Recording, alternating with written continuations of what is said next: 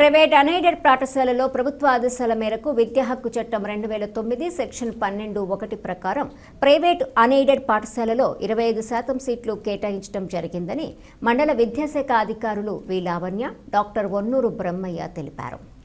సోమవారం మండలంలోని కొత్త మాధవరం ఉన్నత పాఠశాలలో మరియు ఒంటిమిట్ట వెలుగు సమాఖ్య కార్యాలయాల ఆవరణంలో కరపత్రాలను ఆవిష్కరించారు.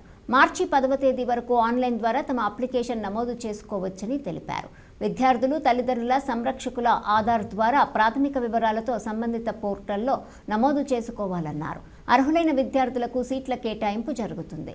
నచ్చిన పాఠశాలల్లో దరఖాస్తుకు చేసుకున్నటకు కేటాయించిన సీట్ల సంఖ్య గురించి సమాచారాన్ని తెలుసుకొని సంబంధిత పాఠశాల, సచివాలయం, ఇంటర్నెట్, మండల విద్యాశాఖాధికారి కార్యాలయం, మీ సేవా సెంటర్లో కూడా దరఖాస్తు చేసుకోవచ్చని తెలిపారు.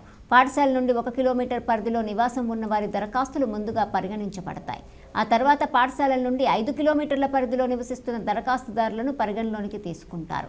National commission for protection of child rights మార్గదర్శక సూత్రాల ప్రకారం వారి నివాస పరిధిలో అదే పాఠశాలలో చదువుతున్న తోబుట్టువులు ఉన్న పిల్లలకు ప్రాధాన్యత ఇవ్వబడనన్నారు.